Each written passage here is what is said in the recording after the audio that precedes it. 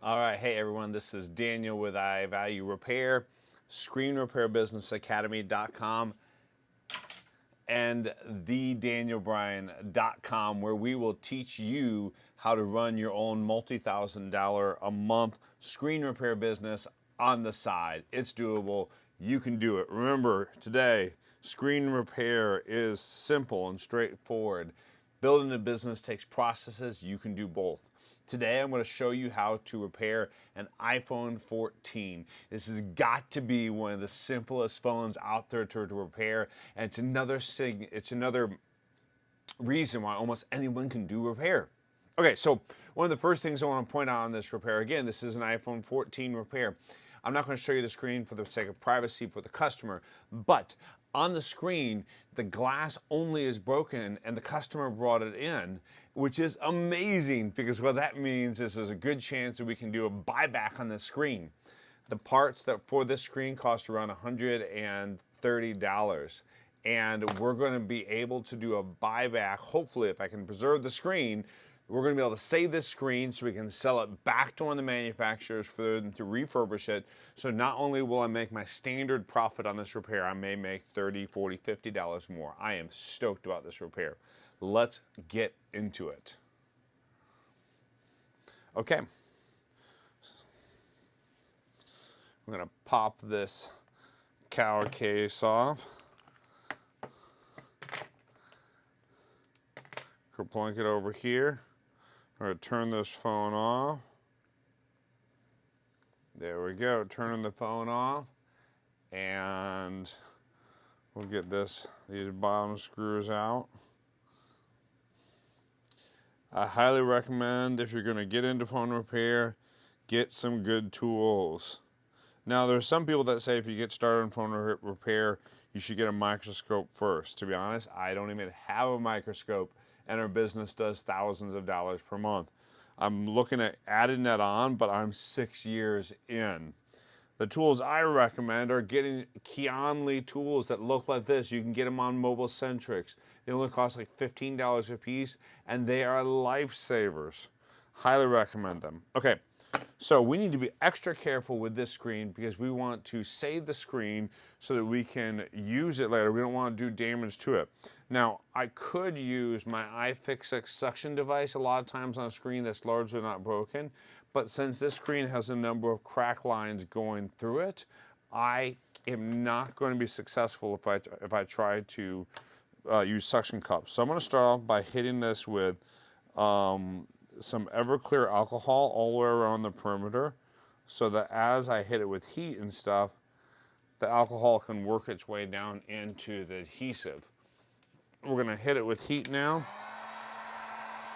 I'm going to do heat and then I'm going to get some more alcohol on it, and then we'll simply just get into it from the bottom. And it'll be pretty straightforward repair.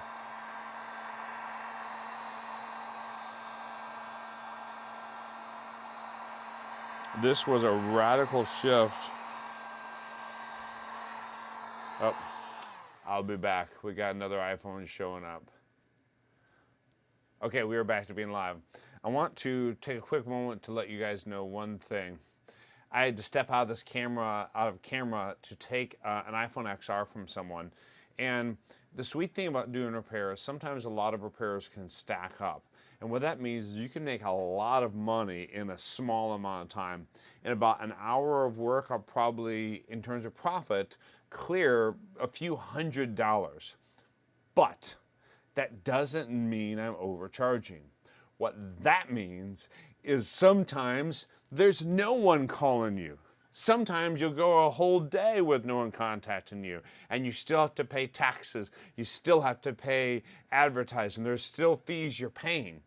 So you have to price your repair, each repair you do profitably enough so it works out for you. But the sweet thing is, you can have a lot of downtime when you run a home-based business, when you don't have to do repair work, and then stuff comes in and you knock it out really quickly in an hour, make several $100s. It's a really good business to be in. Let's get back to the iPhone 14. Okay, since I was interrupted, we'll heat this back up again.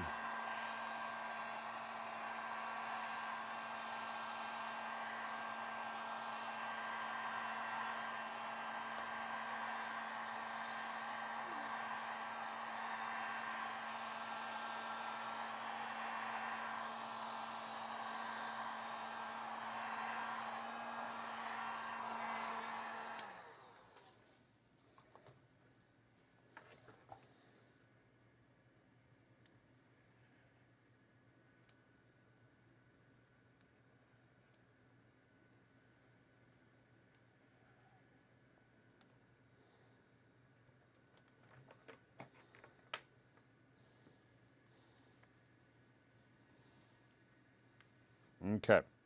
Ha! Haven't been commenting for a while. So the best way to enter any iPhone is down near the charging port. So I'm going to put this down here. I'm going to grab the screen, zoom in a little bit more so you can get a better angle, better shot.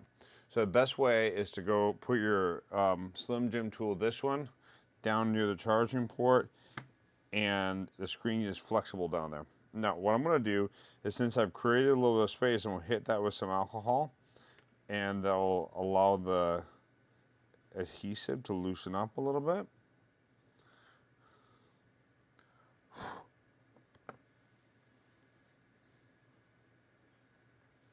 We're going slow because, again, this is a phone that we want to save as much as possible of the screen.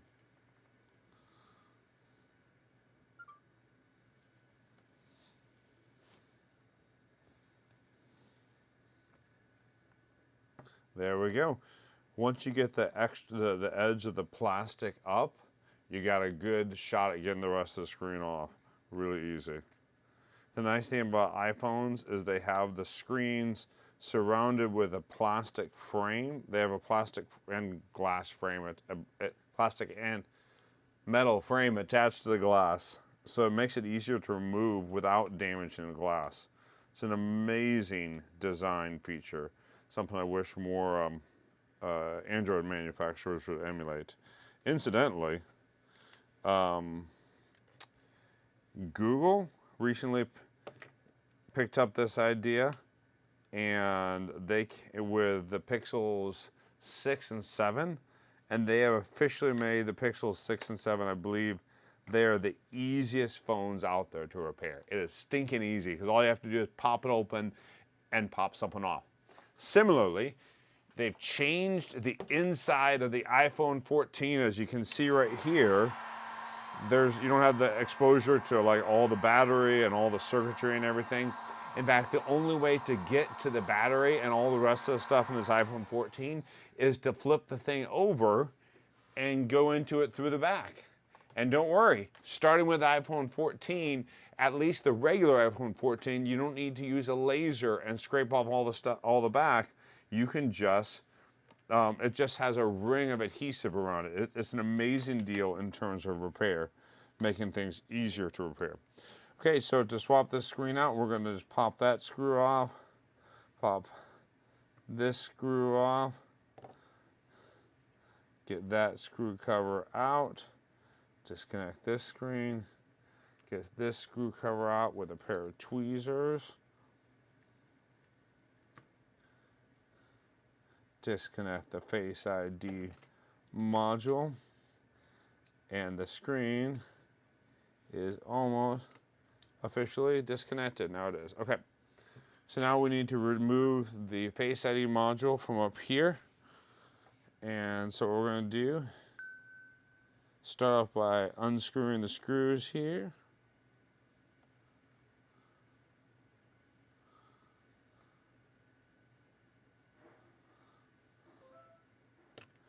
Now, what we're going to do, since a lot of this is stuck on here like a sticker, we need to loosen it up. So we're going to hit that with some alcohol, and then we're going to hit it with heat.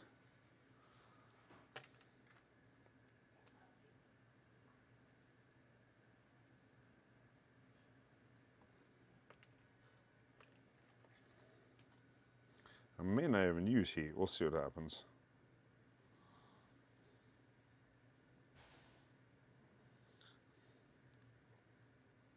Alcohol is doing its job, and it's loosening up the adhesive here. We're going to keep working our way through here. Gently working back and forth, because this is definitely not a part that you could replace if you break it. There may be some secondhand options, but for the most part, if you break this, you're shipping the customer back to Apple for them to replace the Face ID module and this sensor packet up here. So all that is coming loose. We're going to very carefully try and grab the front of this light sensor module up here and push it up. And now we're going to keep lifting up on these cables very slightly. because we want to just feel them all come loose, and there they are. They are loose, and that is the old screen, and I think we kept it in pretty good shape. We might be able to return it. Let's pop this new screen out.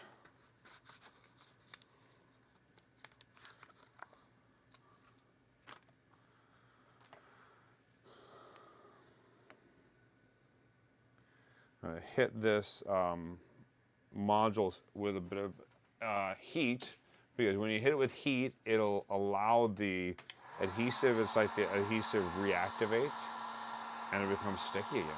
Pretty cool.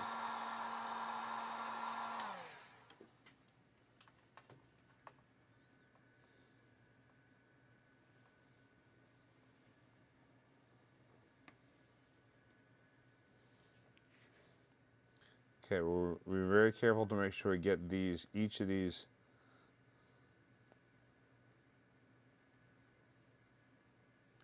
Careful to make sure we get each of these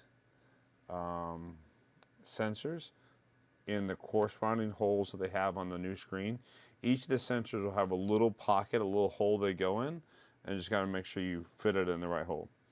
Okay, this bracket hinges in, it goes in a certain, it hooks in something right here, a little metal spot, and then it tilts over, and there, because it can hook into that spot, it only needs 2 screws to secure it. It's a really, really a smart design, if you will.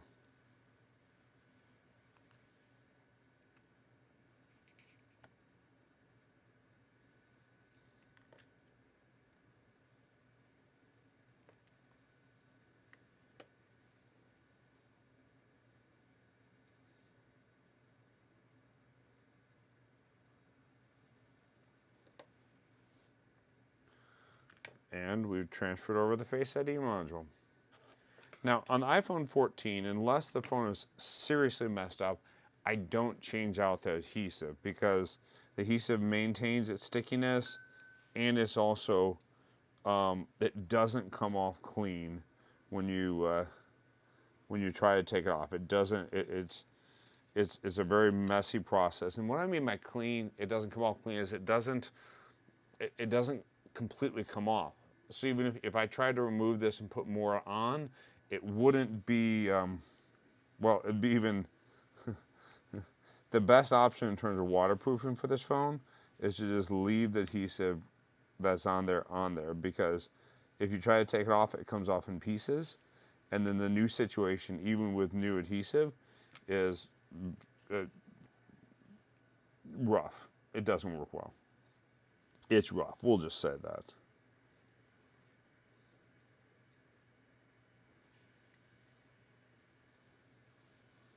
All right, we have to loop this in, get that hook that in. We got that connected in.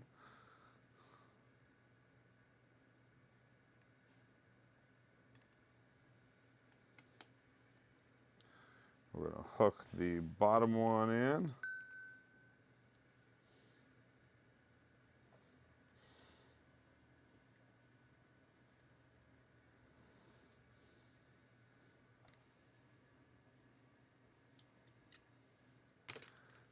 Screw the bottom one in.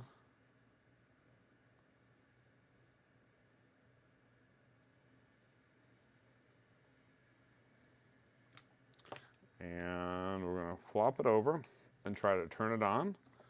See if we can get life out of it. If we do, we'll close it up. And we've got life. It's alive. We're gonna pop this close.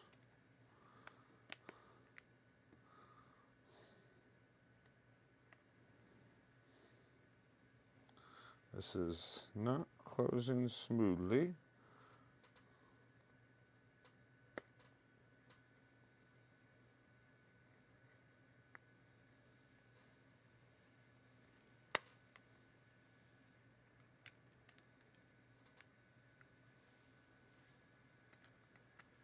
There we go.